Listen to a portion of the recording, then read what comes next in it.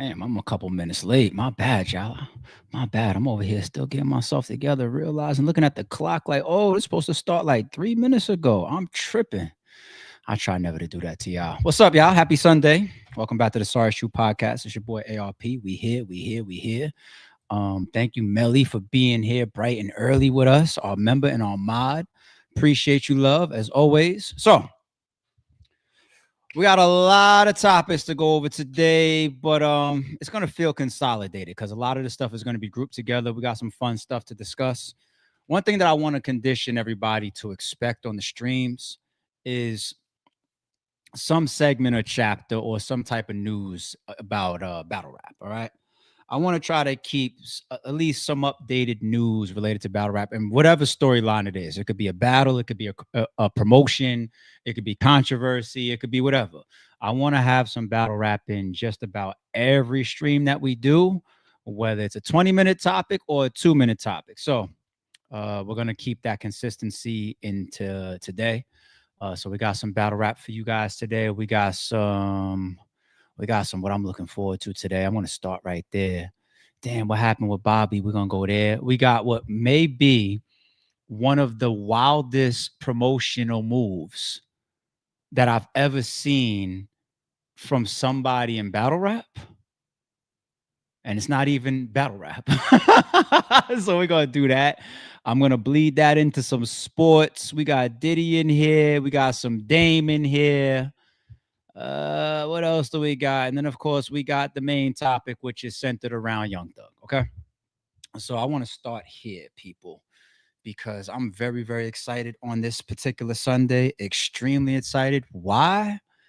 Because it is time for us to get the finale of Welcome to Derry season 1. Okay. I can't wait to see this shit tonight. He opens his mouth to reveal the deadlights. This is something we saw him do to Beverly Marsh in It Chapter 1. You'll see these 3 floating balls, the same ones that escaped the celestial object which crash landed on Earth millennia ago. This is Galu's true form. When someone is affected by the deadlights, they immediately go into a catatonic state in which one's consciousness is ripped away from the body. This is I ain't gonna lie. The deadlights, if you guys just saw episode 7 last Sunday, it is the best crafted version of the deadlights that has ever been depicted in any It. I'm talking about the movies that have already come out, the original HBO series that came out when we was kids, the chapter 1 and the chapter 2, the full length movie that came out. We saw deadlights in there, of course, but right here, last week's episode, it's fast, it's vicious.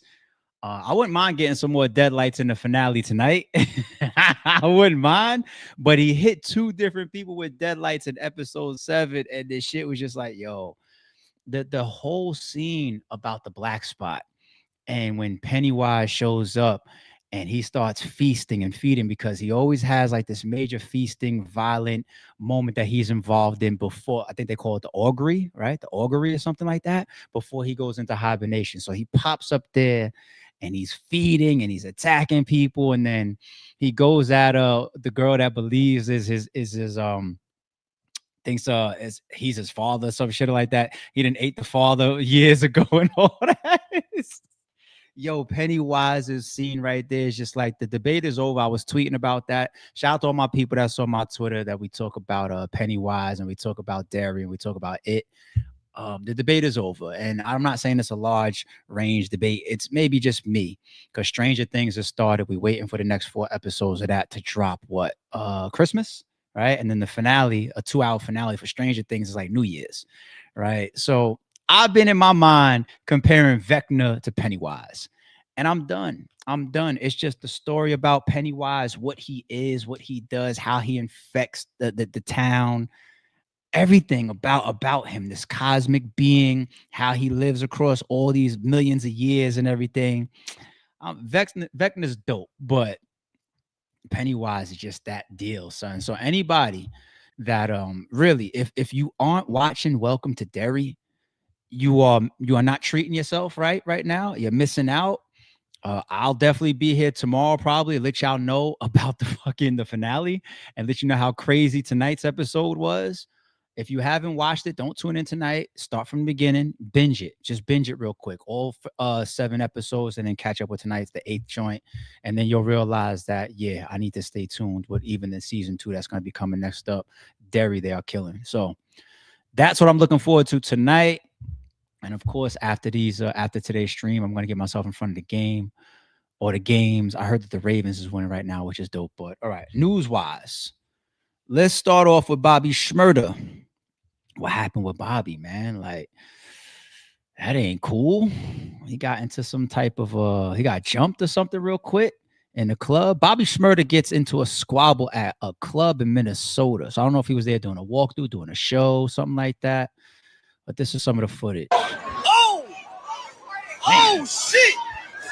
Oh shit! Watch out. Oh shit! Man, that one right there looks not heavy. Bobby, man, Beaker's getting knocked over and whatnot. Damn, who's Bobby with? Where's his people's at? I'm very surprised at that. So this is the video that's going all around the internet right now of him releasing him dancing in the hotel after the situation.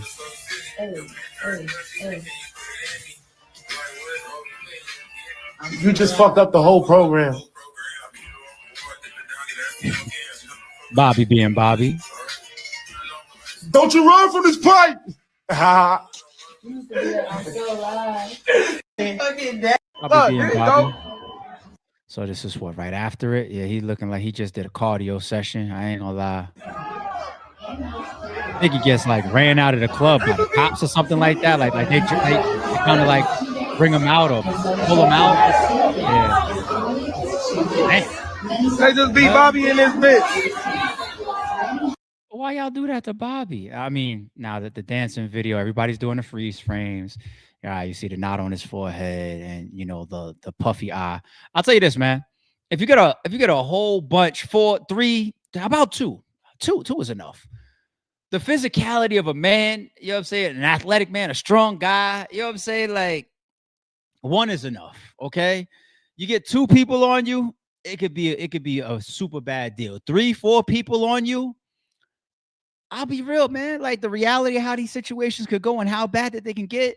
If you got a knot on your forehead and a black eye, a joint under your eye, that's good. You're able to walk out of there on your own 2 feet, go back to the hotel, roll up, laugh, put some music on, and dance for the camera. You know what I'm saying? And the reason why I'm not clowning and I'm really thinking in that route is because that could happen to all of us. You know what I'm saying? And the thing is, too, these celebrities, it's a reminder. I don't know why he got into it, but nobody's untouchable. Nobody. There are a couple of these rappers that you feel like, even if I got a super problem with them, I probably would never put my hands on them.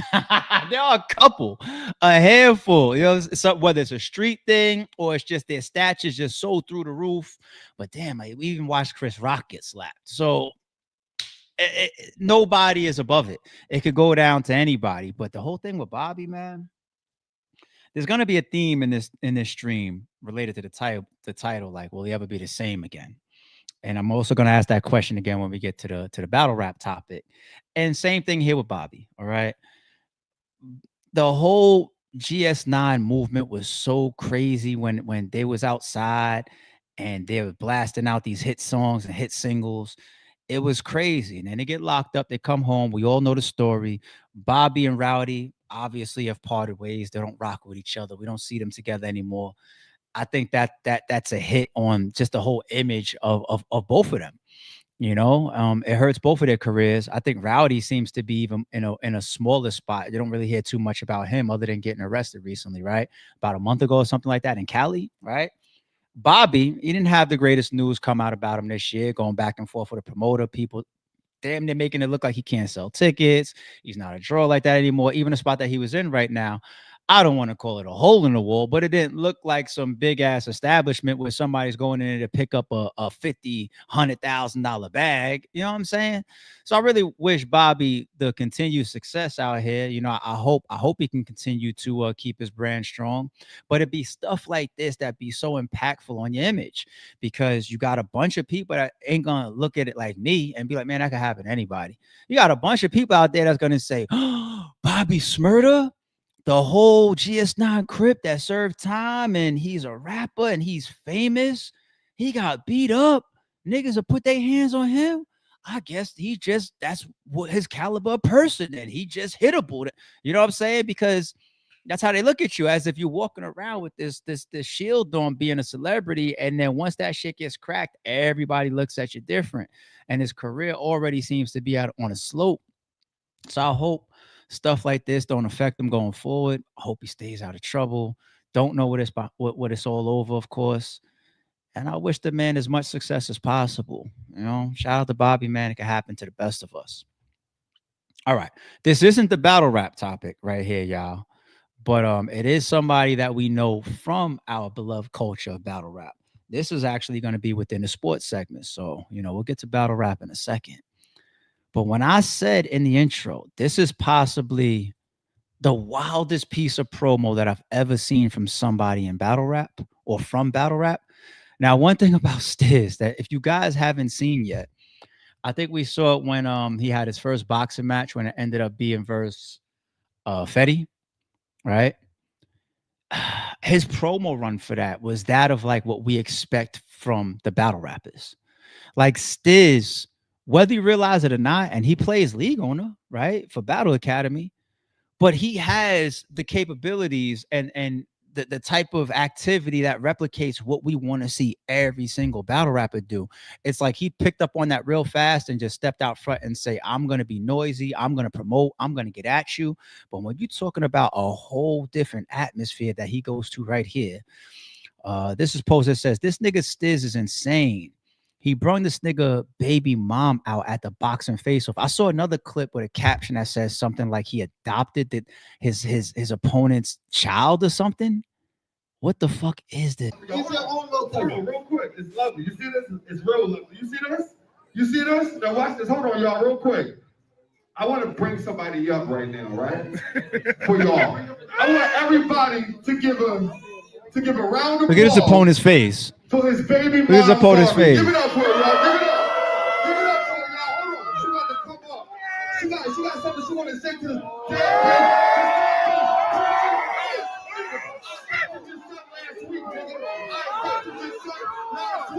He said it, yeah.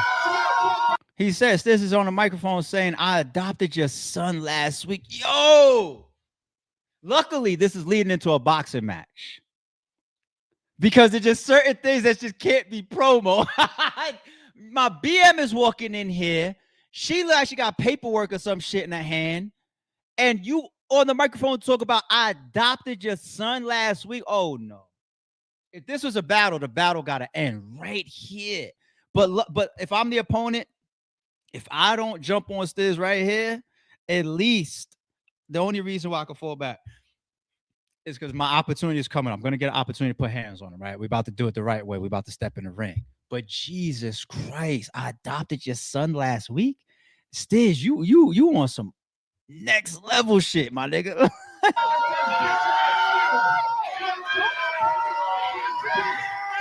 Throws his chair back.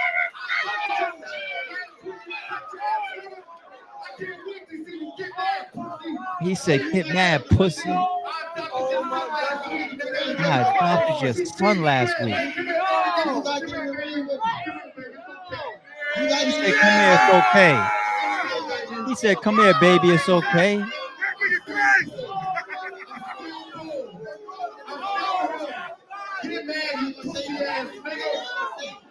Get mad, you pussy ass. Look at Wallow and Gilly's faces, man. They're promoters right now, right? They know that this is so extreme. A nigga like Gilly would love to be laughing and enjoying this shit right now. Niggas is on a different type of time, like it's a different type of energy it is. This nigga's grown ass man is standing there still saying, get mad, pussy. What? Yo, Stiz. Oh I hate shit. deadbeat dad, y'all. I hate a deadbeat dad. I can't. Oh, that's the premise of it. Okay. All right. So Stiz is about to get some points back. If that's true, so allegedly, if you're doing this because of some deadbeat related shit, so you're really is that, I mean, we did see Shorty get up and give dude the finger, right? So they got something going on, but damn. Wait to see you. I hate you, and I can't wait to see you when I bring. Look at you. I adopted your son last week, nigga. Don't take care of him, you bitch ass nigga. Nothing you can do with it. Those are the first words he said. I didn't get this far in. Those are the first words he said. That's the first word. That's his first response. Oh hell no! Go back a couple seconds. Nothing you can do with me. There's nothing you could do with me. What? You still talking regular boxing promo shit? Yo, this is insane. Respectfully, I don't know the guy respectfully. I'm just reacted to seeing this type of promotion. Insane. Nothing you can do with me. Nothing you can do with me. You don't want those. Look at him, y'all. No, he does want smoke. Look what he did. He said, you bitch ass nigga, you pussy, you a deadbeat dad. I hate you. I brought your baby mama here. Come over here, baby. It's okay. It's safe. I adopted your son. No, he does want smoke. What? You like it in the ring with me. What's wrong with you, nigga? All that female That's my son now. What does he say? Stiz is comfortable enough to do that and actually sit down. Do you understand when you have any levels of friction with a man, you're supposed to stand up. You're supposed to be on your 2 feet. He's that comfortable to be seated right now. After doing that. All that That's female my son now. all I'm taking that a female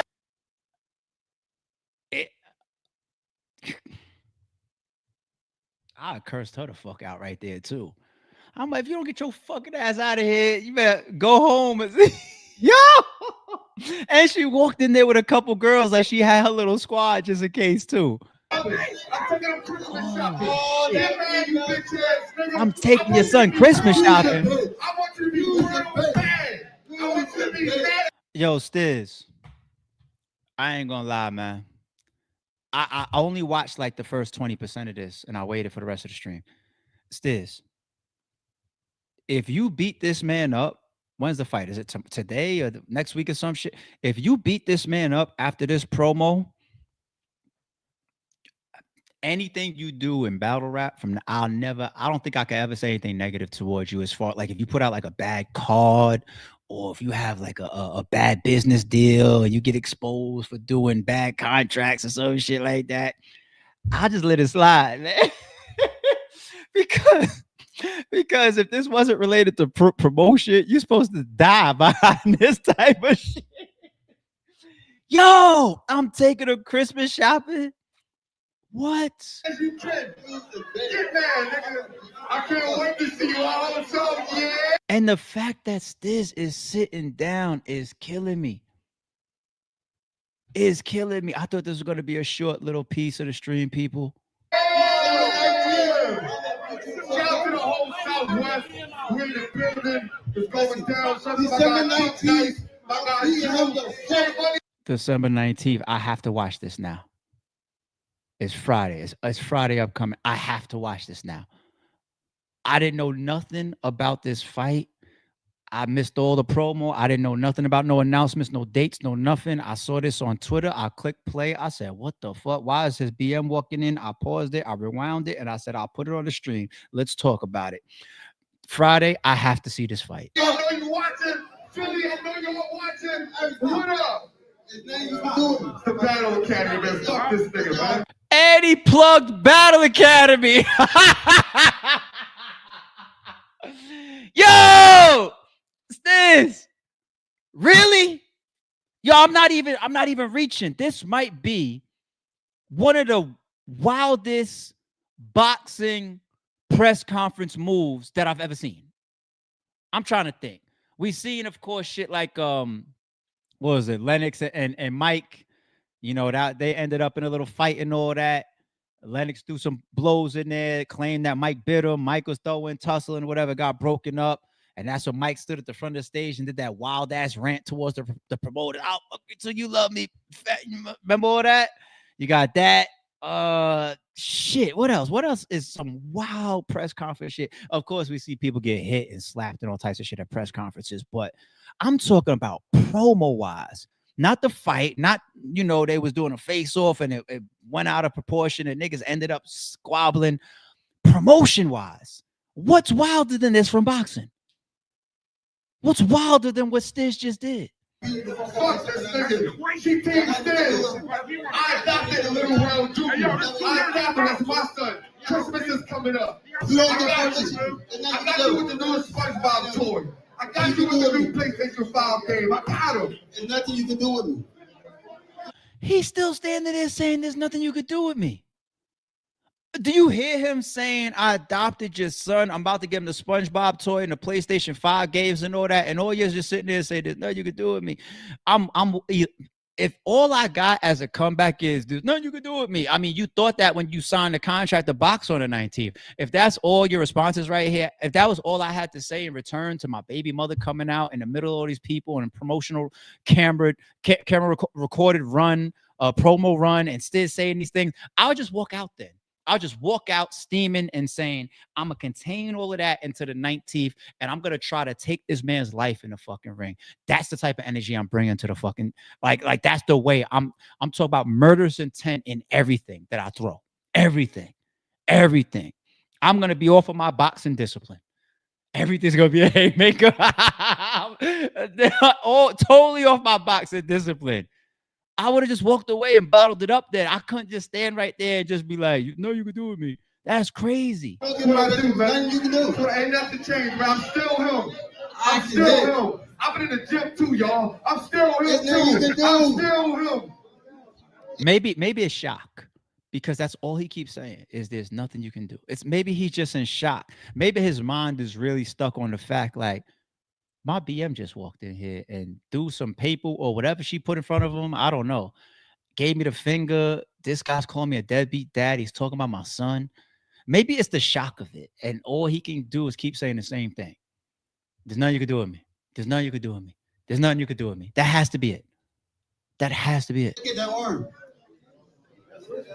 It's over for you. I'm done talking. If you guys realize, Gilly and Wallow, who are some of the most charismatic people on the fucking internet, have yet to smile, laugh, anything. Look at Wallow's face in this pause screen, y'all. Look at Wallow's face. Look at Wallow's face. Niggas is just like, damn. I think they feel bad that their names are attached to this shit. I think they're shocked too. The most charismatic duo podcasters on the internet. They are at a lack of words right now. What? They don't even know how to spin it into promotion. Fuck it. Everybody's with it. They're not about to fight or whatever. All right, let's play into it. They can't even do that. Look at them. They shocked. Over December 19th. Yeah. I'm telling you, his Well, Damn, I wanted to hear what Gilly was about to say right there. Stiz. All right, this is what I'm going to say. I'm going to add on.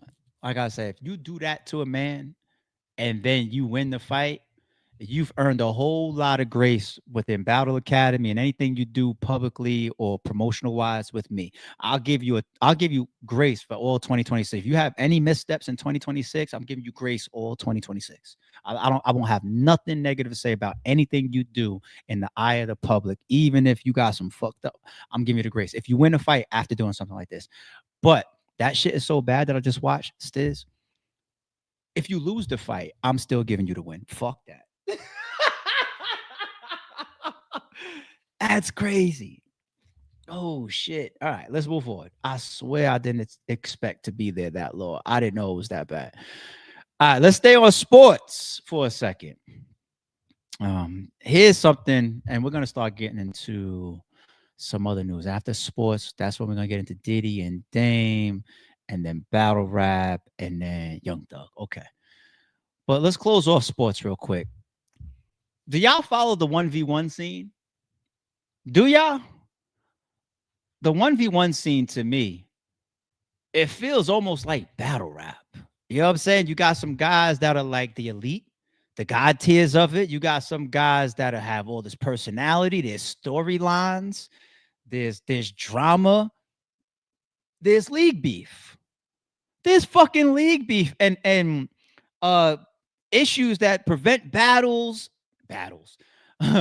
Game 1v1 games from happening because of contracts and some players that want to play on every platform, and like Ball is Life, and you got you got the off the dribble, and it's all these different. This shit really feels like battle rap. And if y'all follow the scene the way I follow the scene, boy, it's interesting as shit. I'll be honest. I thought Caffeine was going to go in that direction for a second because they obviously came in the game and their anchor was URL and the battle rap following, right? And then you saw them starting to do a lot in the 1v1 space. And I thought that they was going to like transition. I was just like, well, the thing about battle rap budgeting is once you start to see how much money you spend versus how much money you make, versus a 1v1, all you need is one game, two people. This battle rap stuff, the way you sell it, you need 30 people to get paid to present the product. You know what I'm saying? It's very tough financially and turnover wise based on the draw power of battle rap. And I thought they was going to go in that direction. I saw it. But they just totally caved in. But anyway, this is your god tier. This is your Thanos. This is your top dog. This guy goes by the name of Nas, if anybody doesn't know who he is. But for my 1v1 people, you guys are like, oh, ARP, yeah, I'm glad you starting to open up this on the podcast too for the sports stuff. He's talking. I'm just going to snap it, you know what I'm saying? But let me see what he's talking. Give me back my light. The best in 1v1s, period. I'm just going to stamp it, you know what I'm saying? But like, it's just because I can be skillful, but then I can also be physical. I done meet a lot of people like Friga, Hezzy God, Fambi, Scar, Brian, D-Bones. Yeah, he got a little bit of it too. I'm the best. I'm gonna tell you the god tier on god tier that we're waiting for, but he named some elite players. I'm a big fan of Scar. His bag is crazy. I like Fambi. Fambi's the type of guy like if he catches you with a back step or a drop step, he's a guy that's gonna hang around at 3-point line, fold his leg, and then knock down the jumper and shit. It's just so many of these guys like that you gotta follow in it. You got your Nescos, you got your Robs. We'll go there in 1 second. Who else do I like? He mentioned Friga. I like Friga. I like J. Lou. J. Lou's handles is crazy. I don't know if J. Lou got that super duper dog in him like some of these guys, but nah, I like his handles, man. There's so many people in the 1v1 space to follow. So many people. But speaking of the competition, the person that possibly could give this man Nas an L, and I don't even remember the last time Nas was lost. I watch every single game of his, but this guy, I feel like he was always nasty, Rob. He was always nasty. But it's like within the last 2 years, his game took another jump. And he's one of the dirtiest guys ever in the 1v1 space we've ever seen.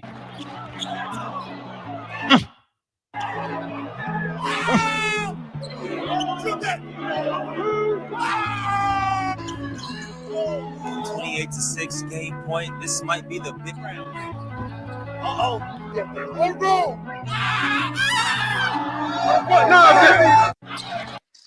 Now that game right there, if you watch the whole thing, they call like one of the worst beatings given out in the 1v1 space because he just went on a run on this guy and everybody's looking at in the crowd just like, yo, he's in God mode. He's locked in. What he's doing to this guy makes no fucking sense. Rob versus Nas isn't happening because of the battle rap type of politics. It's fucking disgusting. It literally is the two top guys in politics in a way. But there's another guy that I think we want to pay attention to if you're in the 1v1 space. Hey, Hitman holla, front and center, sir. So Hitman has taken himself into the 1v1 space. Now we know Holla's always had, an athletic background in football and basketball. He's got his accolades. He played like legitimate ball, in some of his younger days. And he played like a pro a couple weeks ago. It's on his channel. It's probably like almost 200,000 views. And he made the game real close. And I think it opened up a whole can of like people looking at him in the 1v1 space. He started training with ISO Hove. If y'all know ISO Hove, I start seeing those clips going around. So he's been in the lab trying to work on his movements, his game, his conditioning, but he's playing Uncle Scoob. He's playing Uncle Scoob. This is Uncle Scoob, if y'all know who Uncle Scoob is.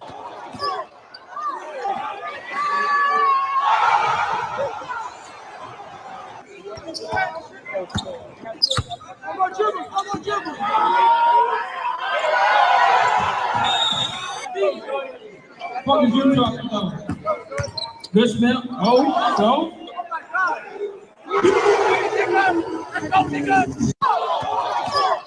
Now, people, Uncle Scoob is one of the best people in the space. He's one of the best guys on the scene. All right. I troll Holla a lot when he's competing with people, even when he competes with me. Like, we troll each other. Like, if you guys remember when he was like doing his face off and shit like Geechee, there's footage of me like, yo, who you got ARP? I'm like, yo, I got Geechee win. I'll troll him. You know what I'm saying? I'm not trolling for this, though. I'm dead serious. I do not expect Hitman Holla to win this game. I'm just like, yo, if you think you're going to beat Uncle Scoob, you got to come with your 25-year-old legs. And Holla's not 25 years old anymore. Uncle Scoob, if he comes and he plays Holla like this ain't no play around. This ain't no charity event. I'm fighting with you like it's any other nigga I'm in there with. It could be lights out for Holla. And Holla, I don't want to see you get embarrassed. My whole thing when I watch this game versus Uncle Scoob is to hope that you put up a nice fight. Let's say you guys played a 30 with 2s and 3s.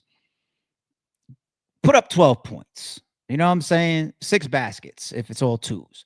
Give me 12. Get into double digits and I'm cool. Just so none of us is embarrassed. Scoob is a fucking killer. He's a killer, B.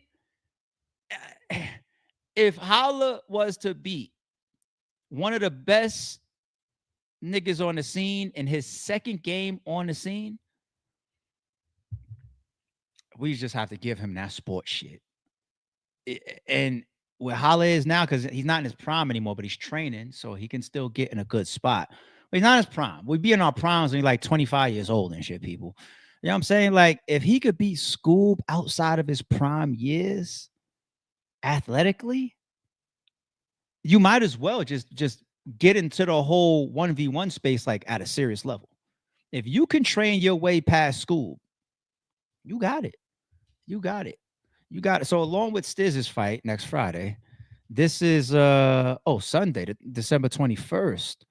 So next week, or this Friday, yeah, and then Sunday, I got 2 pay-per-views I gotta watch. All right, so what's up? $24, y'all. $24.99. I don't know if there's a card underneath this, like other matches. Don't matter. To see Scoob and Holla this upcoming Sunday, yeah, take my $25. Take my $25. You know what I'm saying? Yo, you bowl Holla. That's what I respect. That's what I respect. And then we're gonna move on after this. I want to say one last thing to Holla, despite I think he's about to get his ass kicked. My son had a sleepover last night. He had 3 of his homies sleepover. One of his friends is like 5'11". He's 13 years old. He's like 5'11". I'll be calling him Chet. You know what I'm saying? And last night he was like, I want to play you. I said, you will play me. A little 13. I mean, he's almost my height. He's 13 years old. I was like, you want to play me? I was like, yo, tomorrow, say in the morning when the sun comes out or whatever, maybe we'll do it, right? So we go out there today. And I beat shit down his leg. I was like, what do you guys play to? He says 11. So I beat him 11-1. I gave him one little shot like early in the game and he made it. And then after that, I gave him a little bit stronger defense, but the physicality, the skill of me, even though I'm old as shit, old as dirt, that a 13-year-old is not going to beat me unless like you are a NBA prospect on steroids already. It's just he's too small, like skinny. He's too skinny, you know. Anyway, when it was all over, because my son and his other friends that was there, they're watching it, and I tell him, I said, now, all right, all jokes aside, even though I beat the shit out of him and I was talking shit, now and damn near embarrassing the kid to put all these kids in their place about grown men, ability, athleticism, and strength, because I'm still in great shape and still very athletic. The moral that I want to really show them is just like, yo, the best part of everything was your heart. The fact that you look at this grown, physical, capable man, my son's father, and you called me out for a one-on-one, your heart is in the right place. That's dope. And you stay just like that. That's what pushes the competitive nature, because when you got the dog in you, when you're able to dig deep and pull out some of these victories, that's that Mamba mentality shit. That's what makes Michael Michael. That's what makes Kobe Kobe. All right. This fucking skinny ass kid, 13-year-old, called me out. I was offended at first, but then I was proud. But I didn't show him how proud I was until I beat him 11-1, and I beat the shit out of him. Then I told him the moral of all that. And I looked in his eyes. I could see that he was proud that I showed him that, like, your heart, man. He's just like, yeah, I did just try to fight somebody I ain't got no business in the ring with. So holla, man. I hope School Biz is as nice of a guy as I am. Because when he beats shit down your leg this upcoming Sunday for $24.99 a pop, I hope he shakes your hand and says, hey, man, I respect your heart. And I'm going to say the same thing to Holla. I'm going to call him when the game is over. If he picks up the phone, he might look at that call ID like, fuck no, I ain't talking to this nigga right now. I know he just watched the stream. If he pick up, I'll be like, yo, man, I'll start trolling you like next week. But for right now, I respect the heart. For right now, real nigga shit, I respect the heart. Next week, we'll get the trolling, though. All right. Let's leave that alone. We outside of sports. Let's move on to Diddy updates. So bugged out that we covered this the other day, right? This freaking guy Clayton. I don't rock with him at all. I don't like the way he carries himself, the way he talks. This guy that's playing victim after being paid allegedly to go fuck on this beautiful woman, and then the victim stuff starts coming out, and you just look like you're looking for your opportunity in the midst of all of this. Hey, we got these people in the world, but there's always difference between how we look at you as a person and your actions versus how the court has to deal with the situation. Cassie lawyers up as judge says escorts lawsuit will move forward and silence could trigger a $20 million default judgment. Now, give me a second. Let's pull it up. Let me just remind myself in the background. How much did Cassie get paid from the Diddy lawsuit? Wasn't it 20? Wasn't it 20? Hold on. Let me refresh this page. I really think it was 20. Wasn't it 20 million? And it came out in court. Yeah, Cassie publicly revealed during testimony in Sean Diddy Combs' 2025 federal criminal trial that the civil lawsuit she filed against him in November 2023 was settled for 20 million. 20 million. And I think that the other number that came out was that she was hitting the hotel that Diddy, assaulted her in for like 10 million or something like that. But just imagine she doesn't lawyer up. She gets hit with a default judgment for 20 million, and the same money that she just got from that Diddy settlement just switches hands to this fucking hired male prostitute, allegedly. Imagine that. That would be it. Imagine she goes through this. She lawyered up, so there ain't gonna be no default judgment. But imagine she goes through this process with this guy and he wins, or she has to settle out for half her money. Because that 20 gets fucked down as soon as you talk about taxes. Then if you went and spent a little bit of it or whatever, you got a little do little make little moves, do little things, whatever.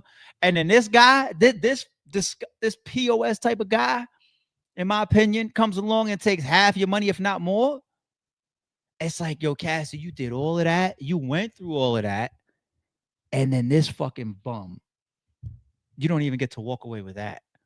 Because some that would back Cassie would say, it's a traumatic situation. It scars you for life.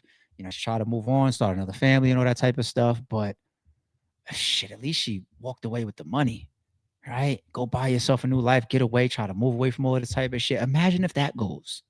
That would be insane, people. Insane. As far as karma, we'll see how it all plays out. Because if she didn't deserve how things went for her throughout this whole process, and only she and Diddy really, really know that. But if she didn't deserve to have things go the way that they went for her, and that type of karma catches her, boy, because Diddy's obviously getting his karma right now, right? He's sitting in prison. Of all, and some people might feel like his karma is light. You got some people that's gonna be like, shit, we think that he's involved in Pac's murder. We think that he did Sean dirty. He should have got time for that. And, you know, so his karma really may not have even fully caught up with him with this whole only got slapped with the man axe type of shit. But damn, Cassie would end up possibly getting more karma than him. That's a question, chat. If you was Diddy or Cassie, and the $20 million is at stake, what did Diddy get? Like a year and a half or some shit? What'd you say? Would you rather be like, yo, fuck it, I would go sit down for a year and a half? I want to walk away with the 20. Like, and then lose the 20. So who got worse karma in this shit? It's crazy. It's fucking crazy. But to me, it also shows that Cassie, it's another reminder, especially if this doesn't go your way, how innocent you were not. And that's my opinion. I do not think I don't think she deserved what she got in a lot of these situations, including that video. Diddy's a piece of shit, but I don't think that she got enough accountability in her actions and decisions across all those years. But anyway, so here goes some of the paperwork filed on the 11th, 3 days ago, and the judge is pushing this shit forward. This filing this form constitutes the first appearance in the case that the attorney listed above. No other members of this attorney's firm or agency have previously appeared in the case. This, people, will be a lawsuit that we absolutely will follow because it'll have tentacles into all the stuff that we see with Diddy and his whole story, because this is their star witness, Cassie. Now imagine this guy gets in there and things start coming up in the midst of this trial, if they go to trial, that got her looking disgusting. Because remember, one of his claims is that he was prevented from testifying or suing Cassie, and he was told by the same, I think, lawyer that's representing Fat Joe. Is it Fat Joe? No, it's not Fat Joe. It's the person that's accusing Fat Joe, right? The accusation was that, no, hold up on anything that would dirty up Cassie because we need her to stay as clean as possible as the star witness because Diddy is this big primary target right now. Now imagine all that stuff that was possibly held on, especially if he's got real receipts, comes out. Boy. Speaking of Diddy, this is a flash one for you guys. I mean, where there's smoke, there's fire, and we ain't going to ignore when somebody got a patent. And some of this came out in the Netflix series, right? Diddy was always in love with another nigga's girl. The late 1980s and early 90s, his relationship with Albie Shaw's chick, 1994 to 2007, off and on relationship with Diddy. You know, obviously, we know who this woman is, right? The mother of some of his children, right? And rest in peace to her, of course. Their children is Christian Combs, as well as Delilah and Jesse Combs as well. So they got 3. But we saw in the Netflix series, and Albie Shaw is in the Netflix series, giving some of his takes. I mean, okay, keep it going. This woman that has some relations, allegedly, or ties with Pac, and Diddy seems that he's gone after women in both rights, not just, hey, I like her and I'm just going all out regardless of what her situation is. We've seen some moves that seem to be pure spite. you know, and people that are powerful and feel like they got money and all that, they'll do that. They'll do that. I think 50 got that in him too. Like these mega petty levels, you know. Diddy was always in love with another nigga's girl still. Mid 1990s, dated Tupac Shakur's girl. Early 2000s, connected with Diddy. July 20, 2006, birth of Chance Combs. Oh, shit. So he has a child with her too. Oh, he got like 3 BMs? Did he? Yeah, like 3 BMs, is it?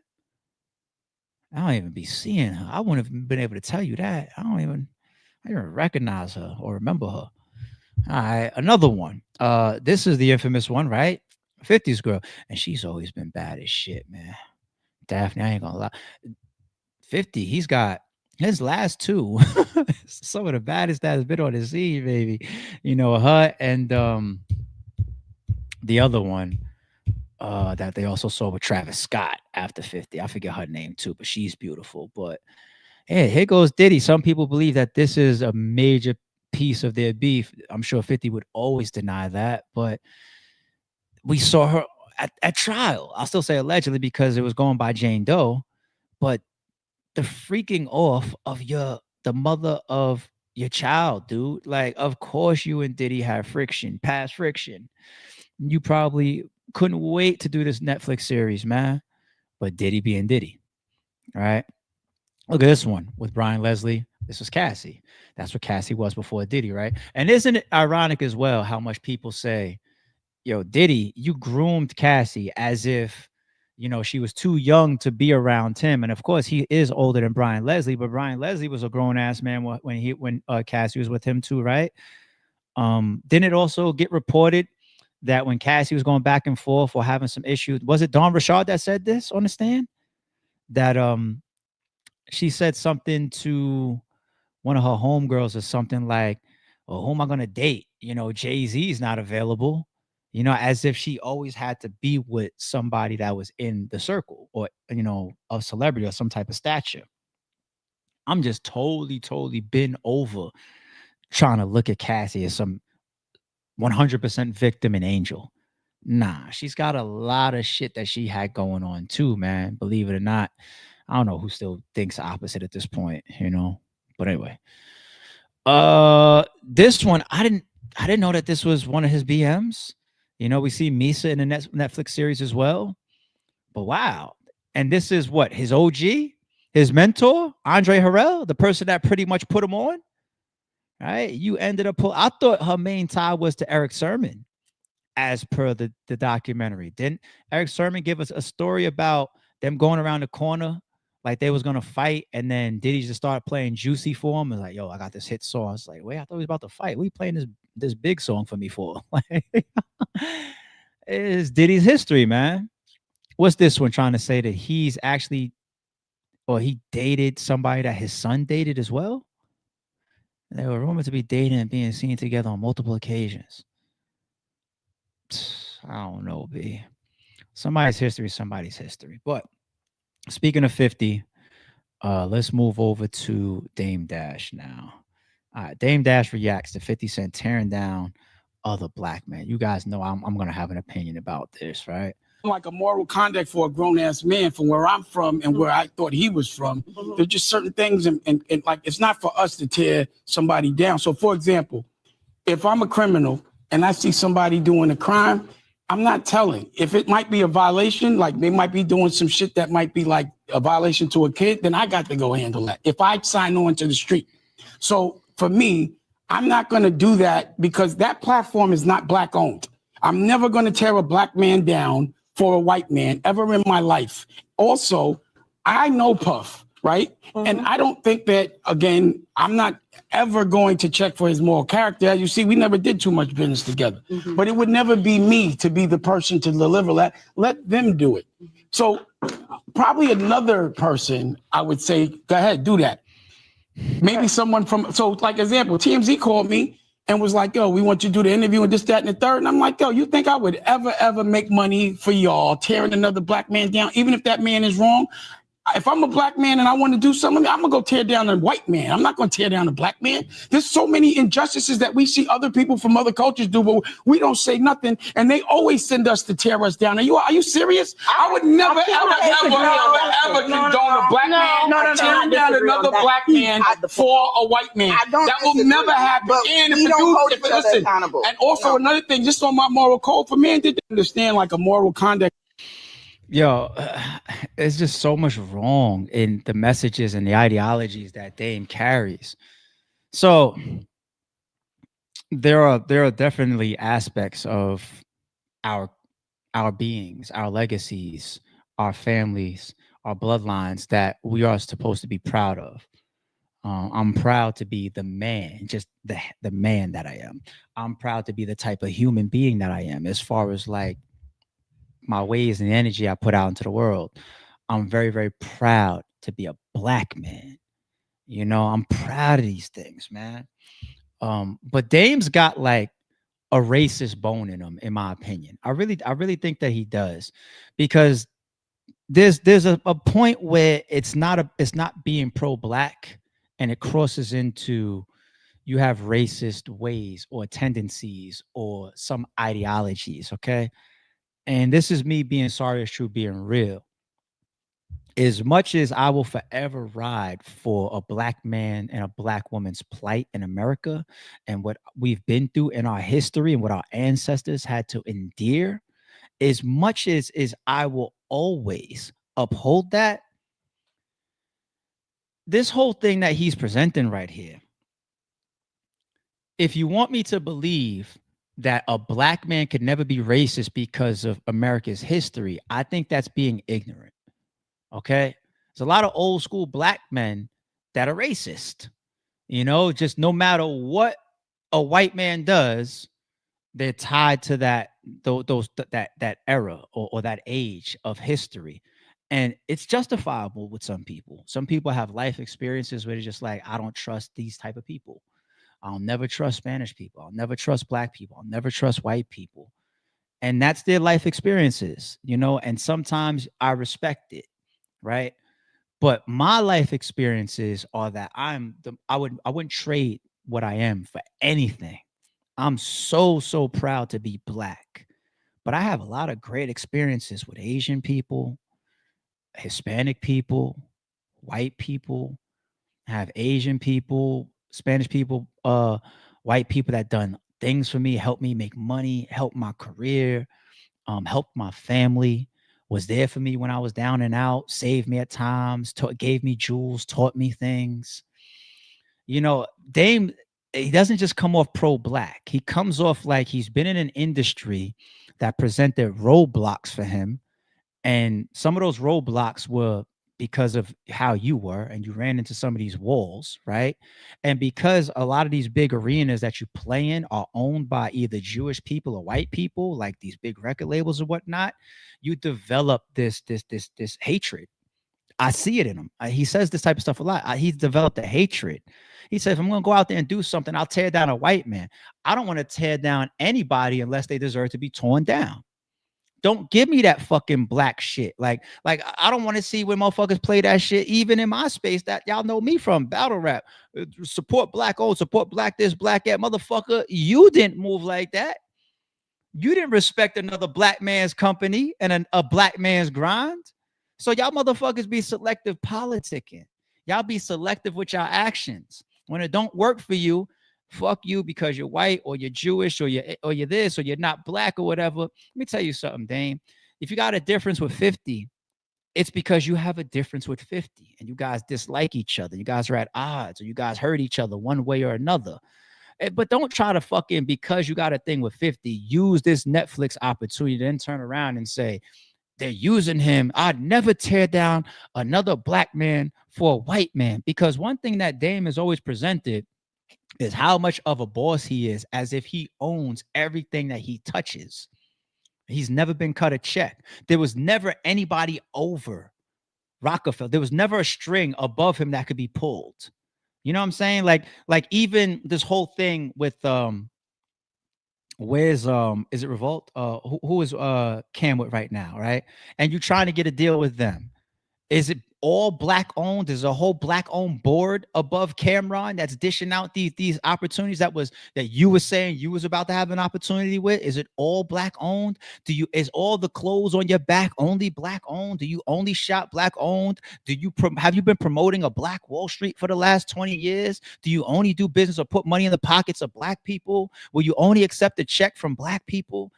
Have some of your biggest checks come from only black people? Like, I don't like the selective shit, and you're masking your hate and your back and forth and your beef with 50 in your racist own ways and ideologies. And I see through it. Like, you want to, and if you guys see more of these clips right here from this shit, it's the same thing as the Breakfast Club. He gets up there, and instead of it being a bunch of men that he's arguing with, like Envy and Charlemagne, he ends up arguing with a bunch of women. And there's women up there that's just scratching their head while he's talking, and just like he starts getting into arguments about credit and money, and how he says things like Bank of America and Chase don't give loans. And he gets almost into that racist bag again. Why? Because he probably went somewhere with allegedly fucked up credit, because when they run your background and they see all these lawsuits and debt and IRS shit, isn't all the stuff that came out about you this year? They ain't give his ass no fucking loan. But then the black woman that's sitting next to him, she's like, my last loan, my last whatever X amount came from Chase or Bank of, like, what are you talking about? I seen another guy that was just like, yo, I got like 3 different accounts, business accounts with Chase. One's like a $97,000 loan and credit line, and another one's like 50. So there's people that's speaking out against his take, and it's always wrapped in his personal shit. But he presents it like it's got some bigger righteous cause. And that to me is a liar. That's a fraud. That's a false prophet. That's a false prophet to me. You know what I'm saying? So don't get out here and try to convince us that Bank of America, Chase, and 50 Cent are the antichrist of black people. No, you have your own blockers, your own fucked up relationships, your own semi-racist ideologies at times, your own issues where you've created bad energy with people, your own financial hurdles that follow you on record, and you bump into it. You was just trying to convince us all that 50 was capping for the show. Now that it's out, the white man sent him to tear down Diddy. No, 50 did that shit possibly because, I'm gonna keep it real for 50's ass, because Diddy was freaking off his fucking baby mother. Respectfully and allegedly. You know what I'm saying? Like, come on. Y'all make it sound like Diddy and 50, well, not y'all, you make it sound like Diddy and 50 was just friends this whole time. And then Netflix comes up to him and says, yo, Diddy is just this powerful black mogul. We want to do a docuseries with you, and we're going to pay you X amount of dollars. And he sold his soul, and he sold out his friend and said, Diddy, money, damn, my brother, money, my brother, damn, all right, fucking Netflix, let's go. That's not what happened. They've hated each other for years. They hate each other forever, for probably 20 plus years. The liquor war between FN Vodka and Ciroc, behind the scenes, we don't know if FN got crushed by Ciroc. We don't know if there's legitimate things, if you trying to freak off the mother of my son, or playing around with my son at times. You don't, come on. Dame, it's like that shit don't get over on people like me. You know what I mean? But good luck. Let's go into some more of it since we already in Dame Dash rant mode. Fuck it. Yo, Dame, you just lost a lot of your respect and credibility in 2025, man. And I started out the year saying many times, you see a lot of my takes, I'm like, yo, I respect Dame. And the reason why I do is because I respect the man that I see consistently stand where he wants to stand, right or wrong. Even when the tides and the table start turning against him, he's like, no, I'm going to stand here. Oh, no, I don't want no olive branch from Jay-Z. I don't want no money because I'm going through stuff. No, stand where you stand. That I respect that about him. But there's so much fraudulent stuff that I'm seeing, and horrible messaging that he sends out into the public and to these other people. And him as an OG, his age, the messages that he carries Like, how do I still maintain the same level of respect for somebody that constantly goes and does this? And it doesn't matter who's in front of you, because you acted like you wanted to sue the Breakfast Club. I'm in fucking rant mode again. Jesus, I was trying to move on. You acted like you wanted to sue the Breakfast Club as if they had a personal agenda against you, right? And once again, you get up on this platform and you have this same type of outcome with a bunch of black women, where they just can't, they can't understand what you're doing and the bullshit that you're saying, and they're arguing with you, and they feel abrased by you. It's everywhere you go. I believe Cam when he says Dame is this type of guy, like it's not easy to get along with him. I take break. When was the last time you had a relationship, people, where somebody said, I had to take breaks from him? If somebody ever fucking tell me they got to take breaks from me, I'm gonna feel the way towards a person, but I'm gonna stare in the mirror for a minute. Like, what makes this motherfucker say he wants to be my friend, but there's something about me or us that he's got to like fuck with me for a little bit and then get away from me for a year, and that's like his rebuild back up to be able to tolerate me, and then he could fuck with me. That's what Cam explained. He's like, I'll be taking breaks for him. I don't expect to hear no fucking grown man ever talk about their friendship, talk about, I gotta take a break from you. That'd be like a relationship, like somebody you fucking. You know what I'm saying? Like, it's a toxic relationship. I let her consume me too much. Every time I'm with her, you know what I'm saying? I stop paying attention to my family. I miss all my mother's phone calls. I spend all my money on her. I start slacking on my job. She's just, there's something about her that just, I can't be happy or do our relationship on 10 and still operate in all these other areas that I need to be on my game. There's something about it. So yeah, I love the girl. I'm around her. Shit is fire. I take a break. All men is gonna understand that. And women, if you reverse it, y'all probably understand that shit too. But not your friend, not your homie, not your homegirl. You'll really come and tell me, yo, where you been for the last 6 months? I was just taking a break from you. What? If a woman I'm taking down tells me that, I might understand it. Like, I get it. Maybe there's a lot about our chemistry or our thing that's, it's a lot to do. I don't, what else? I get it. You know what I'm saying? What are my homies telling me that though? I took a break from you. Nigga, we ain't fucking friends. Yo, Dame don't own, you are a vampire, my nigga. That nigga don't own no mirrors in his fucking house. None, son. He's like one of them old guys that's so strung up and caught up in his bullshit. You can't get this nigga no advice, no nothing. And you made millions.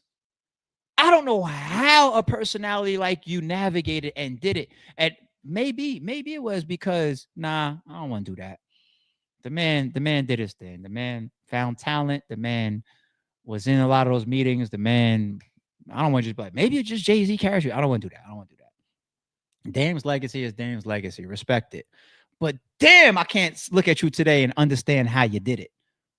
I can't, because in these offices and in these worlds, dealing with these companies and these structural power organizations, it's a dance. It's a fucking dance. You got to understand how to move in a room full of vultures. And I just don't see that in him. It's just like, but then maybe that's also why he never was able to take Jay-Z up on his lyrical offer and shot that I practice a lot. Make another Hove. Maybe that's why. Because I see a lot of people have their fallouts with big entities or record labels or music directors or league owners, whatever, and they get it cracking somewhere else. They become that nigga regardless. That nigga remains that nigga no matter what. No matter where they in, what realm they play around in, they that nigga. I don't know, Dan. If you're that great at what you do and you're that right about all the shit that you think, why do we hear that the IRS and this lawyer and all, and you got to come up with this family office to hide your money, allegedly? All this, why? I don't know how we did a rant that long. It brought out my passion, as y'all can see. I apologize, people. Then again, it's a podcast. That's what we're supposed to do. It's organic. Never in my life would have thought that 50 Cent would make a documentary about another man from our culture just because it seems that the dude might have tampered with his woman. And I ain't gonna speak too much on that other man, 50. The only reason why I said something about it is because he talks about me. So that's the only reason why I said something about it. And to me, he's easy work. Just because he might be a little strong and funny, we not jacking that. And I don't think anybody should, because morally, that is not where we want to go. I know Puff, right? And I don't think that, again, I'm not ever going to check for his moral character. As you see, we never did too much business together. But it would never be me to be the person to deliver that. Let them do it. I'm never going to tear a black man down for a white man ever in my life. You got it, G. I'm moving on. All right, let's do a tiny bit of battle rap. Not too much, not nothing too crazy. I didn't even find this full interview yet. Maybe it's on either Uppercut Podcast, maybe it's on Hip Hop Is Real. I see Hip Hop Is Real at the bottom there. Maybe they just uploaded the clip, which is why their logo is there. I don't know. But Cassidy violates Easy, breaks down why it turned physical. Okay. You know what I'm saying? So I think people be crossing the line in battle rap, like proving that you aggressive is not gonna make you win the battle. Especially a bitch ass nigga like Easy. Like, I would never believe he tough. So I don't care how much you try to scream or spit. It's not gonna make me think you tougher, because I know niggas that actually beat you the fuck up plenty of times and you ain't do nothing. Like, niggas that knocked you the fuck out and nothing happened. Like, niggas be calling you all type of pussies, from girls to your own brother, and nothing happened. So you think I'm supposed to believe because you talking all aggressive that you tough? No, I don't believe that. So back up, my nigga. Like, you know what I'm saying?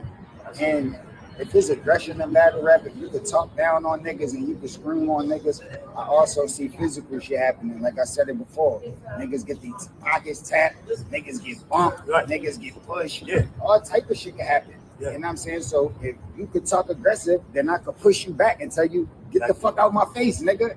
And I could also tell you, if you keep spitting in my face, I could punch you in yours. I could just say that. I ain't go nowhere though. I ain't in the battle. We should have just kept rapping. I was telling you to rap. So, man, I think he disrespected the culture. But what's happening to him is good, man. He had cancer in the culture.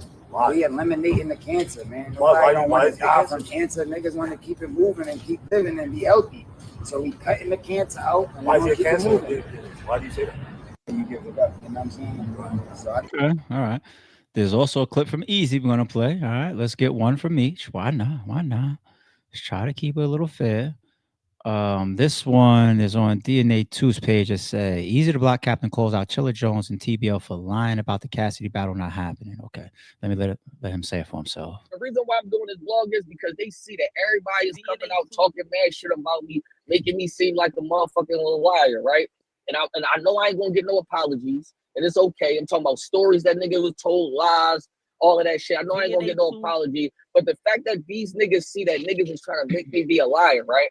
Knowing that this nigga Cass is unless he ain't lying, unless y'all niggas is playing both sides, and for y'all niggas that not say nothing, that means y'all playing with my brand too, bro. I'm gonna tell you this: until TVL speak up and tell the truth, that twerk battle ain't happening. That's coming from my lips. They don't gotta actually say nothing. Long as the bread is there, I don't care what the fuck they say or whatever. But them niggas need to really keep it a beam, bro. This nigga's a pussy. This nigga Cassidy's a bitch ass, and the nigga he really don't want battle. And them niggas is either them niggas is scared of him, and don't want to say nothing, or them niggas is playing both sides. And I don't give a fuck no more, because I let niggas have 3 days to tell the niggas what's up. They put that bullshit ass statement out there. That statement was terrible. Because it still makes it seem like both parties is still nothing. Nothing. Chilla as a battle rapper, you allowing that shit is corny as shit too. Kenny, that shit corny, bro. That shit corny. Cause I don't know why they won't say. Cause that's what I'm saying. I'm like, yo, fuck that nigga. Yo, tell the truth. Fuck is we not telling the truth for over no fucking Cassidy, bro? All right, so I got two directions to go for y'all here. Twerk back. The first one is listening to still, and I had this take prior, y'all. The way that they talk about each other and to each other is always going to be a concern and that's like my league on the side. It's just like, yo, I'm so concerned about, and I hate saying shit like this because I don't want it to manifest. I don't want to put out any energy that deters from a sale or TBL's promotion or Cassidy and Easy getting the battle done or their bags. I don't want to say anything that would deter from that. I want to make that clear. But it's just like we're all watching it. We're all watching it. We saw the battle, and we saw the tension and the lack of respect for each other. Um, it started at the face off. Then the promo, we saw the lack of respect that these two guys have for each other. In the battle, we see what happens, right? And then after the battle, there's still these positions of, you know, you're a pussy, you a bitch ass nigga. I'm gonna hit you if you spit in my face. I'm gonna do the same thing again. I'm not rapping over. I'm gonna rap how I rap right in your mitt. I think easy. You know what I'm saying? And we're just watching, and we don't want to see a car crash, do we? And if you see the two cars going like this, like how do we? Can you get both in a situation? Can we get the battle and guarantee that there's like I don't know.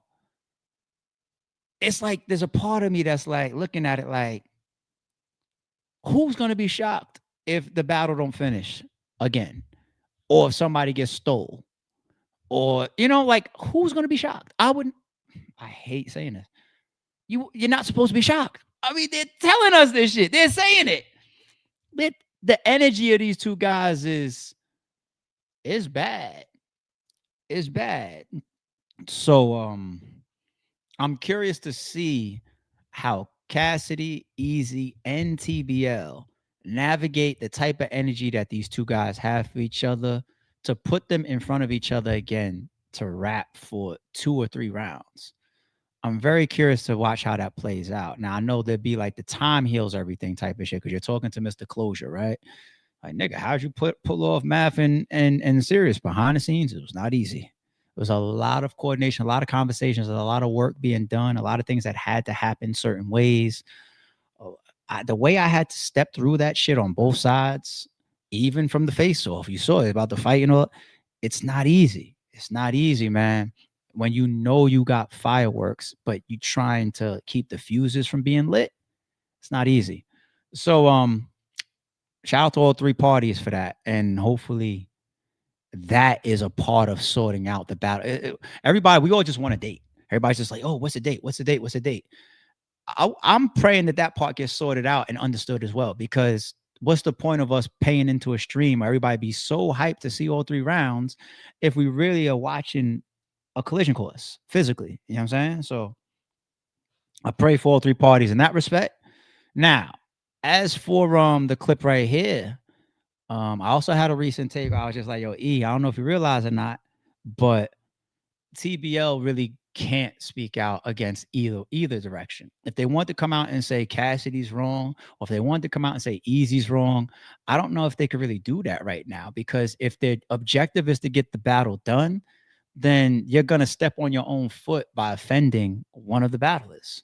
So I see Easy's continuing to apply that type of pressure to TBL.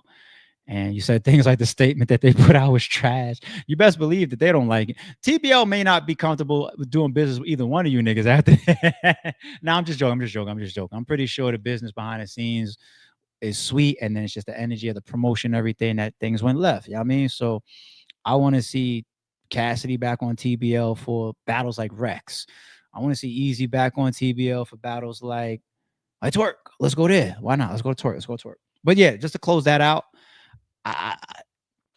Easy's showing a lot of angst and displeasurement towards TBL publicly now. I just wonder if that's going to cause an issue in putting this battle together. Like you're pressuring them to speak out and do certain things that could maybe even make things worse. That doesn't mean that they're right or they're wrong. I don't know all the behind the scenes stuff. Easy sounds like he's got a bunch of text messages he can't wait to put out. You know, so I don't know. I don't fucking know. I don't fucking know. Now, as far as the twerk thing, talk about letting the cat out the bag. Yesterday's stream I talked about Easy and Twerk. We saw the Easy and Twerk flyer. I supported it. I said, yo, y'all gonna get my money. It's all good. I'm here. I'm here to see the battle. And less than 24 hours later, Easy does a stream saying, I'm gonna keep it 100 with you. I'm gonna keep it a beam with y'all. That battle's in jeopardy. It's like,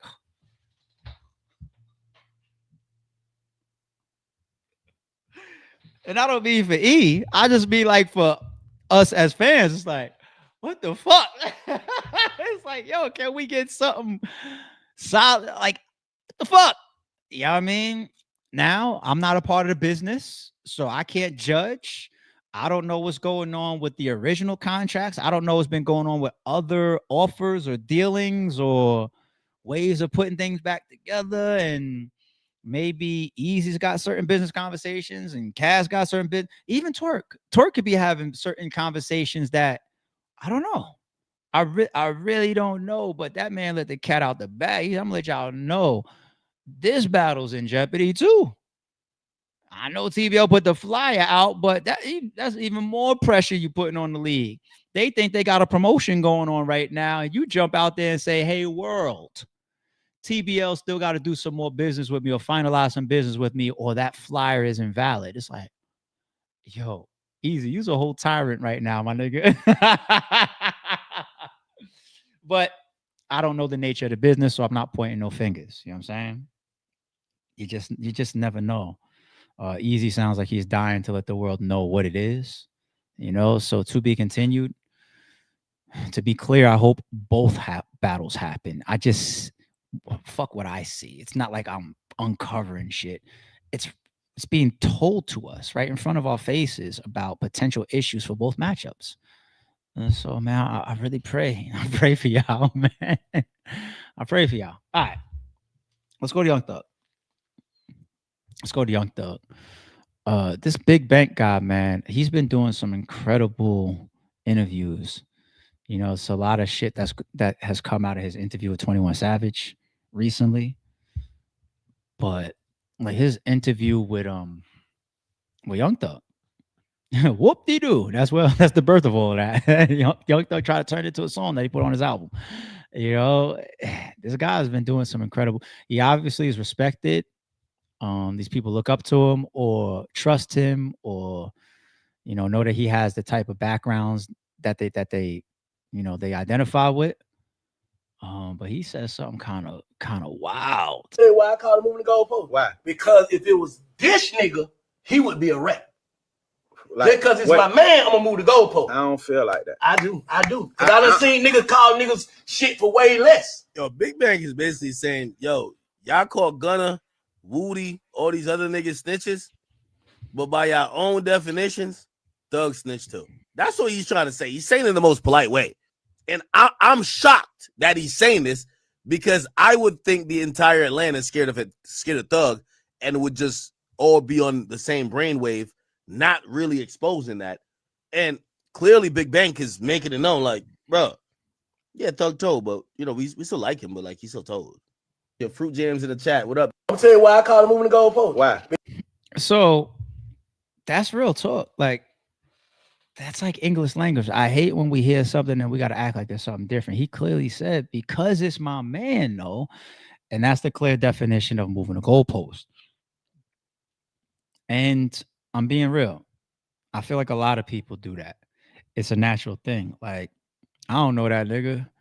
I saw the paperwork, he a rat. Oh, shit, this is my blood brother and whatever. And I heard he's a rat, but I'm going to move the goalpost all over the place. I need to see the paperwork. All right, here's the paperwork. All right, no, I need to see. It can't just say informant 1. I need to see his name. All right, here's the address that he lived in. Nah, I need to know that that's not the address being put there is not for him or my mother or my father, my other 2 brothers that lived there. It's because it's like, damn, like you don't want it to be that. You do the most that you can. From battle rap people, one of the only examples that we've seen somebody just go clear cut. I say this respectfully for all parties involved, but it's Arsenal. Arsenal, like nobody had to dig up paperwork and then put it in front of Arsenal in one of his battles. Nobody had to go public in a blog and try to expose Arsenal, whatever. Everything that I know about that situation between Arsenal and Ray Swag came from Arsenal. Everything that I know in the public, real talk. Arsenal be rapping against his brother or his ex-brother. He be rapping, he puts it in his bars. He disses him and shit. You know what I'm saying? And that's why people, I think we're trying to show Easy that he would get the grace with his brother, because Easy, I believe his reputation or his image or his presentation and his bars and all of that is that of a street nigga or a gangster rapper, right? So if you're a street nigga, there's supposed to be these codes across the board, no matter what. And if it comes out that Easy, he heard what he heard and then he disassociated, then you don't get blamed for that. You know what I'm saying? Like, there's nothing wrong with that. Like Arsenal, like he's told the whole world, like, I don't fuck with him no more. And we haven't seen Ray Swag since. Once upon a time, we couldn't see a single battle without Ray Swag standing behind Arsenal. When's the last time y'all heard from? So I don't know if the man's on social media, nothing. And the whole battle rap community knows who Ray Swag is. I haven't seen him since. And Arsenal went disown route. So nobody could ever, go after Arsenal for that. You know what I mean? That's his code and he put it into play. Whereas a Big Bank or 21 Savage here, that's why everybody was just like, oh, all right, we just heard this interrogation audio. There's a lot of elements in here that's supposed to be against the code. We want to hear Lil Baby and 21 Savage speak. I still, out of curiosity, want to hear Lil Baby's thoughts on 21 on Young Thug. I still want to hear Lil Baby address it. I really do. Because anything other than I can't condone that or I can't fuck with it would be exactly what Big Bang just did. Moving the goalpost because it's your homie. Am I lying, people? You know what I'm saying? Like, it just is what it is. I don't know how else to cut that cake. But more about now 21 Savage speaking on Gunna and Young Thug. I feel like the only way that'll be patched up is if Gunna say something to him. In my heart, I don't feel like he did it to hurt him. But then again, I feel like do anything to get out sometimes too. Do get in that space in their head where it's like, bro, fuck that, I'm ready to come home. Gunna called me when he first got out, bro, on my mama. Nigga, I was sitting in the bed. He was like, bro, what's up? I'm like, boy, yo at home, boy, woo, you good? Woo, I ain't even see the video yet. Boom, got down, see the video. He called me, I think he was leaving the jail or something the first time I talked to him, or he just got in the house. The second time he called, I think he was telling me pull up, like everybody was at his spot. So got down, I didn't see the video now. So I'm telling him like, bro, that shit look bad, twin. He like, man, the lawyer tricked me, man. I ain't even know, like, ooh. So I'm like, goddamn, I'm like, shit, you can't get a plea back? Cause before Gunna even got locked up, he was calling me, and I would like when they put the shit out, like they was looking for him. Mm-hmm. And I told him like, bro, don't keep running, cause that's gonna fuck up your chances of getting a bond even more. The longer you got down, I'm like, go ahead and turn yourself in and shit. So got down, I told him like, shit, see if you can get a plea back, like, cause I'm telling you, it's gonna make you look a certain type of way, like to the public, like it's gonna stain you. I believe you that you didn't know what you was doing, but I can't really say that you didn't because you grown. But if that's what you're going with, I'll give you the benefit of the doubt on that after the relationship that we do got. I'll let you say that to me and I'll take that for what it is. All right, maybe he really didn't know type shit. Mm-hmm. But at the end of the day, how I look at the situation, I'm like, man, Slime should have never been saying certain shit. Like he should have never broadcasted the shit to the internet and shit. Like it could have been like a behind club, like silence speak louder than anything sometimes. So just Slime getting out and them seeing like ain't nobody fucking with Gunna, they would know. You get what I'm saying? Like that's how you felt. If you wanted, if your intention was to let the world know that you don't fuck with Gunna, you never had to say it really publicly type shit. But I do understand being in their emotions sometimes and moving off emotions, because I feel like the only way that'll be patched up is. Well, hold on for that last piece. But in general, everything that 21 just said, I'm cool with. I understand. I get it. You know what I'm saying? And the whole thing, if you're a man, somebody that you try to give that grace to, that bias to, which has kind of been like a recent narrative, right? In some of our streams, somebody that you want to give benefit of the doubt to, somebody that you want to give grace and bias to, somebody that you want to move the goalpost for. This is my guy, man. And he's telling me, yo, the lawyer tricked me. Like 21, like, fuck. Shit, that video looked bad, twin. I'm gonna give you the benefit of the doubt. I'm gonna give you the benefit of the doubt. All right, now, here's what you might want to do to fix this shit. Go take the plea back, blah, blah. You know what I'm saying? Because that shit look crazy. Now I'm giving you benefit of the doubt. So I kind of respect everything that 21 Savage was saying, because I'm the guy over here that's been trying to tell y'all. Everybody got their biases and their graces that they give people. And to me, it's actually backwards and fake to act like those graces and those biases don't exist. It's like, even with me, and people was like, damn, like, you've been speaking out against things that you disagree with for Easy to Block Captain in recent streams more than you ever have, ARP. Yes, what I'm doing is I'm showing you the difference between when somebody has a grace, which I had for Easy his entire career and all his controversy, versus now. I'm not trying to bait him. I'm not trying to beef with him. I'm not trying to disrespect him. I haven't gotten anywhere close to any of those type of bags, but I'm showing the difference. It's kind of like, I mean, it's almost like a teachable thing that I'm doing right now, of showing like, don't ever mistake or over abuse what you think is power, and ever misplace the grace or the bias that people will give you if they rock with you, and appreciate it, you know, and don't have too much ego to think like you never had it. You were just too cool for school, too big to have any negativity come your way. Everybody was just standing in line because they licked the bottom of your shoe. It all it takes is 5 seconds for somebody to show you opposite. Like, no, let me show you how it's different when you don't have the grace. So we give people grace, people. We do. People give me grace. There's bloggers and battlers and other league owners that's, when, if it's an RBE topic, they might give me grace. They might give me grace based on our relationship, or based on how we broke bread together, or based on how close we are, friends or associates, or they might give me grace. So I appreciate it. And I know that I get it the same way the next man needs to. You know what I mean? And 21 is giving such a huge example of that right here. And these guys is street niggas. That's super anti-snitch, you know? So title-wise, will people ever see him the same again? Young Thug. The 21 Savage's take that we brought up the other day when he was going back and forth with Tekashi, the answer is no. Like when 21 Savage said, nah, maybe the internet might not could kill you, because anybody could come back almost. Like even Kanye could come back after being anti-Semitic, which is, you play with the Jews. Look at the baby. You got into it with the gay community. Like these are big career almost ending, but you could come back. You know what I'm saying? It's hard to cancel somebody if people still want. Did 6ix9ine get canceled? No, he came out of jail and started doing fucking features with Kodak Black and Nicki Minaj. Like, I'm such an asshole with some of these takes, but am I lying? Sorry, it's true. It's not easy to cancel somebody if they still give you a reason to be entertained by them. You know what I'm saying? But like 21 Savage also said, like, it could fuck up 20, 40, 50% of your shit. And that's what happened to Young Thug in 2025. It's not just you know, the interrogation audio exposing how he dealt with the authorities when he thought nobody was listening or the public wasn't listening.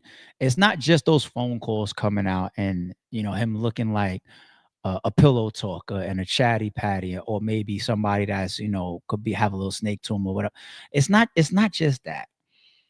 When you are encloaked in something that is so directly connected to your overall presentation and what people think you stand for, like you got like a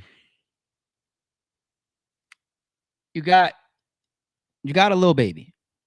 Like, I think Lil Baby is still quiet to this point because he's so anti-snitch that it's almost impossible for him to justify as if he agrees with that interrogation audio and it's all good. So the only route for him was to shut up and never say nothing about it. And I think that's the route that he's taken so far. And it's pretty much working. You know, time will make people stop asking you, where do you stand? Where you stand? Just keep doing your music, ignore it. You know what I'm saying? It's like, will we see Young Thug and Lil Baby do collaboration videos and all this type of shit? I don't know. I don't know. You know, sometimes it's just like, I can't stand next to that publicly, but I'll move the goalposts and we'll have these conversations in private. You know, who else is another person who they're so tied to their image? The moment you see, I could go to sports. Mike Tyson. When Buster Douglas knocked him out, we smart people still was scared to have a fist-to-fist fight with Mike Tyson. But the Iron Mike Tyson, that's over. You're not iron anymore. You just got knocked the fuck out. You know what I'm saying? Movies, Debo. When Craig busts you upside your head and beats you up in front of the whole hood, you're not really Debo anymore to a lot of people. Okay? There's battle rappers that got into things, and the perception of them, it never came back fully. You know, if it's snitch allegations, you never lose that. The moment people see that you're a goofball and you've been trying to act like you're Mr. Cool this whole time, it's over. You don't return from it. You know what I'm saying? Like you could still do your thing. You could still operate in the space, but that overexerted image that you always had, it's over. Now, Young Thug's overexerted image was earned to me because I 100% believe that he's a street nigga tied to a bunch of street people that got a bunch of shit that he was attached to.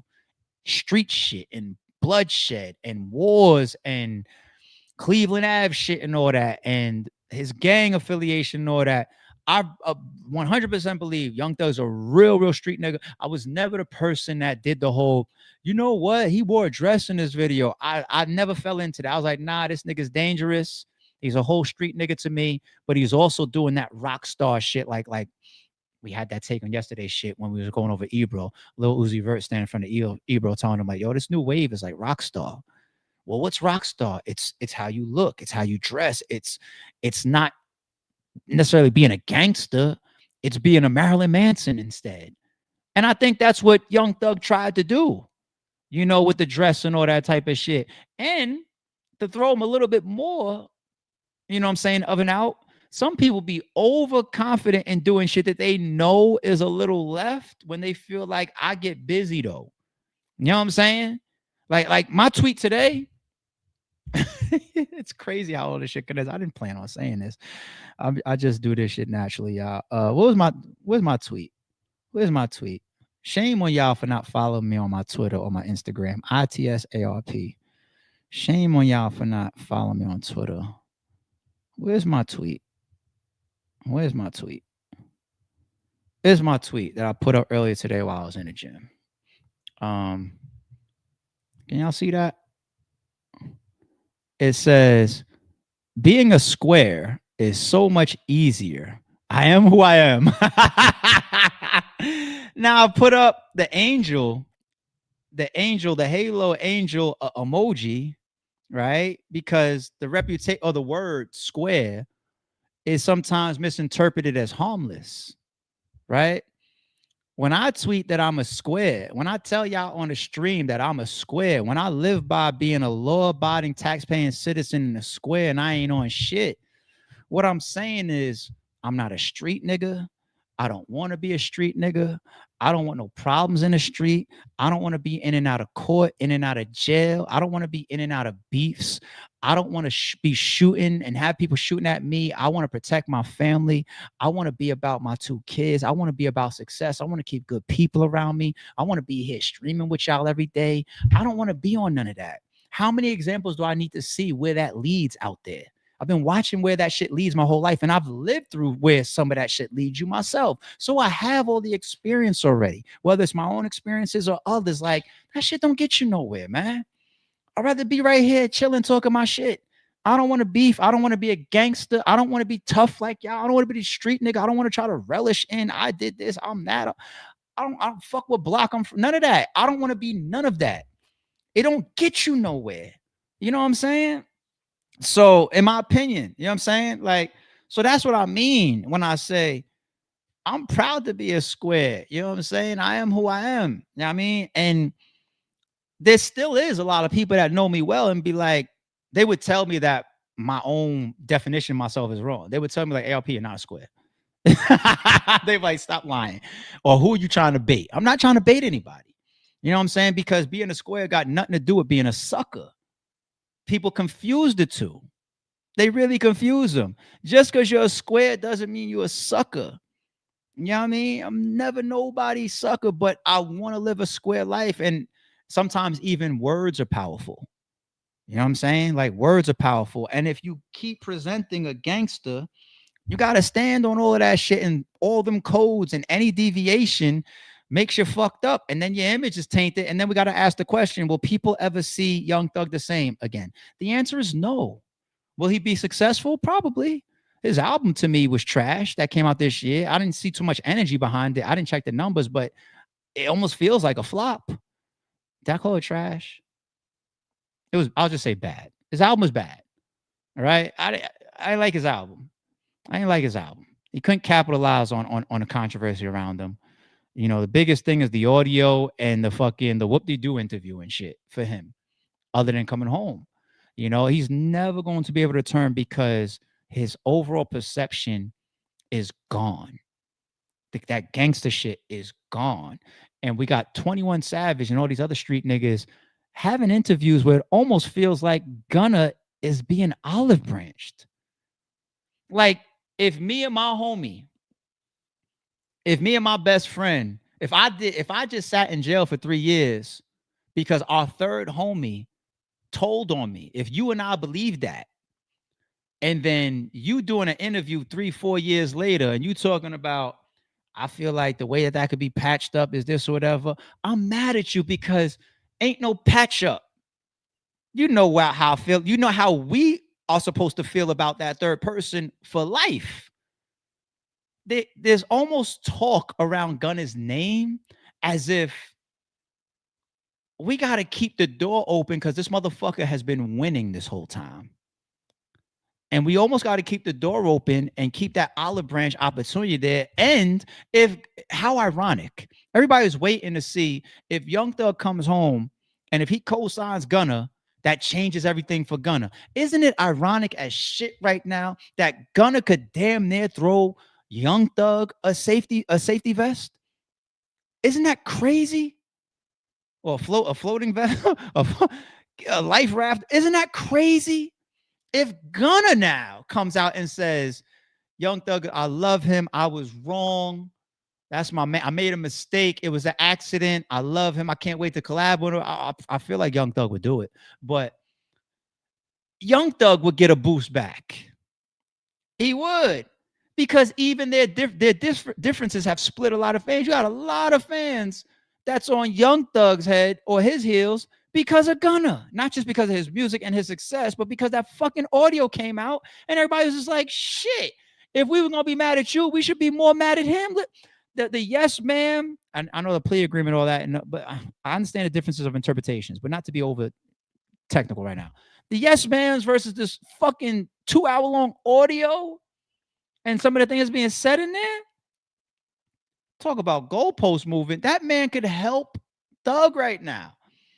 No, he ain't never gonna be fucking seen the same. And speaking of goalposts, and when I say people sometimes are so entrenched in their reputations, if they ever deviate, it's over. Al Bial is a guy that break my heart. You want to know why? Hold on, we'll get to the video in a second. Because Al Bial, his backstory, what he's been through, I really do believe the pain and the messages in his music. All the heartbreak from beefing with his friends and not having certain friends around anymore, and the loss of his brother being killed, and you know, his wars with his ops and being from Marion projects and everything. I feel the authenticity and the pain in his shit. And then he's also been a guy that's very anti-rat. super duper street in all his positions and all of his music, his interviews, everything. His believability is it matches everything. His story, it matches everything lines up. Everything. If that motherfucker 5 years from now, or whatever, some shit came out that he done told or cooperated or some shit like that, I'll be heartbroken. I'll be like, I believed you on 10. I believed everything. I didn't just play your shit in the car because it hit or in the gym because it went. I connected as well. I made it personal. Like, nah, I fuck with this nigga. It'd break my fucking heart. It'd break my heart. And that's why you just can't be returning when your image is so deep in shit. But then Albie Al also does things like this. He's speaking out against people moving the goalpost. And they stick together so much that they stick by their rats too, you heard? The same energy I had with Gunna, the same energy I had with that nigga Woody. How that shit with Doug, man? What y'all scared of? That ain't bang. Y'all get DP, man. Atlanta stick together so much that they stick by their rats too, you heard? That nigga said Atlanta stick together so much that they stick by their rats. He just went all the way there. But Albie Al got to stand that. That's his reputation. That's what he presents. That's his music. That's his aura. That's his legacy. So I'm not supposed to be shocked when I hear him say that. You know what I'm saying? But sticking on the whole thing, that's why I say people will never see him the same again. People wouldn't dare come out and speak like that against Thug once upon a time. At least it seemed like that. You know? Albie Al on scale from the music artist standpoint or industry standpoint, he's not up there with the Young Thugs or the 21 Savages or the Little Babies. He is very respected, you know what I'm saying, on the music scene. You see, that's why you see GOATs collaborating with him, and you'll see a Jadakiss pull up on him and do music with him and shit, right? He's respected. But music industry wise, he ain't up there with them superstars. He's not. He's comfortable enough though to come out and be like, y'all stick by y'all rats. Keep the same energy with Thug. That's a very strong position and stance to take. Some would say, hey, real is real, right? And that's why everybody wants to see 21 Savage and Young Thug, Lil Baby talk. It's just like, where do you stand? Because we saw how you stand with Gunna. Let's just hear what you feel now about Young Thug. Because even from our perspective, we're not looking at Thug the same. Just sorry, it's true. You know what I'm saying? All right. I feel like I owed y'all a little bit more time on the Young Thug topic being the main topic, given that we gave so much time and energy to fucking to Stiz. Shout out to fucking Stiz, man. That shit caught me off guard, G. You got it. Anybody else fuck with these? Groons, sugar free. My family tells stories about me that I used to even steal candy. I remember stealing candy from the store, but that's just like what kids do. I'm talking about my family would tell stories about me as if I had a real sugar addiction. I had a problem. Like I would do things that most kids wouldn't do for candy and for sugar. That's how my family talk about me from my kid childhood days. And I've never lost it. I have such a sweet tooth, man. And sugar, I do believe personally, sugar is attached to a lot of health issues and cancers. And I think it's one of the worst things to consume in the world, sugar. But Jesus Christ, for me, my entire life, it hasn't been easy. Like I like things sweet. I like my drink sweet. I like my food sweet. I've always been a candy guy. You know what I'm saying? Like it just is what it is. This should say sugar free. So it's supposed to be healthy. But I turn to shit like this when my sweet tooth punches me in the face during the day. Supports gut health, energy, immunity, recovery, beauty. What is some of the big boxes? What gives all the ingredients, right? But it's supposed to have like a bunch of vegetables and shit in that. You know, supposedly you take one of these a day, you get a whole bunch of vitamins. This is a supposed healthy choice for me for my sweet tooth. But anyway. All right. I'm about to go get in front of these games. I'm in the crib for the rest of the day with my square ass, my square life. I'm in the crib Watch the games all the way up until 9 o'clock, and then is Welcome to Derry finale time. I'm so excited to see it. We all know that Pennywise survives because this is a prequel to the Losers Club days, you know, and there's stuff even in the intro of some of those augury events that, like the shootout one, that's going to be a different season that he feasts on before hibernation. So we know Pennywise survives. I can't wait to see who dies. Like, which one? We see a couple of niggas that had caught them deadlights in the last episode, so I don't know if we're gonna see what happened to them. But boy, tonight is up. Tonight it is up. Yes, hit that. Before I get up out of here, once again, I appreciate the chat up in the building. Who is this beautiful Shyla Treese 5916? I don't remember seeing this default and this name too often. I keep telling y'all, for all you snipers, it's always good to see some beautiful women in the chat. There's a lot of beautiful women we see on some of these lives, and I think there's a bunch of successful ass men in a bunch of these lives too. We be exchanging some of these jewels in the comments and sometimes in tweets and whatnot. So, has my chat done any matchmaking yet? Supreme is here. What's up, G? The beautiful Blue Room Mommy J is here. So you see these beautiful defaults that be around y'all. Y'all better keep the fuck up. What you saying about my sweet tooth, homie? Sweet tooth, toast some pecans, walnuts, and butter and brown sugar. Best there is, better than candy, cheaper than candy too. I hear you, man. I hear you. Oh, remember Martin and Blue Street? He like leave a candy around. That's me, Martin from Blue Street. That shit. When he was playing the pizza delivery scene. Damn, man, I'm really to the point where I can't. When candy lands in my house, like let's say like after Halloween, I'll buy a bunch of bags of candy to give out for Halloween, and then sometimes there'd be leftovers, and I'll pull it in the house, and I'll nip at it. A little nip at the shit. And I'll have like a time where I'll wake up in the morning. I'll have a great workout. The mornings are always my cleanest because it's like a reset mentally. And I do a lot of morning training sometimes. So I'll wake up, I'll train, and I'll see the candy and I'll throw it right in the garbage. I'll throw out a lot of money when I have bullshit in the house. But sometimes it's just about the availability. You know, I want to have to go get it and make it, you know, like I crave milkshakes a lot. I want to have to go get it. Like, just don't leave ice cream in the house because I'm going to open the freezer. I'm going to see the ice cream. I'm going to be like, damn, I should just make myself a shake real quick. You know what I'm saying? Like, it's the same thing. Like, you're not supposed to put Pookie in the crack house, you fucking idiots. Like, it's your fault Pookie's dead. If I'm not the reference king, who is? Real talk. Y'all clouded. KLP still plays Candyland. Oh my god. Yeah, if you talk about tonight, absolutely. Once again, shout out to Supreme, Jay.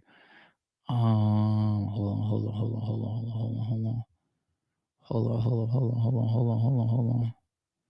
on. Pretty Rasta's here. The beautiful Pretty Rasta. You know what I'm saying? All twisted up in her default. How the tables turn, right? That was you probably put this 429 when I was talking about Gunna could help fucking Thug right now, right? How crazy is that? Pretty Ross is in the building, y'all. Y'all sliding her DMs too. Jay Main is here. What's good, homie? Good to see you as always. Groupies, why? Yeah. What else is new? Steve's, what's good? Shout out to the members. Did I see MSM? I thought I saw MSM in here too. Thought I did. All right. Time to get to my entertainment. See y'all tomorrow, y'all. Sorry, it's true. Don't confuse silence with work ethic. I'm a boss making decisions, my first fetish. The verse cherished is perfect, that's a reverse blemish. I dropped it, connected the block, learn Tetris. This is the Sorry It's True podcast. Welcome to the house of. And shout out to the members.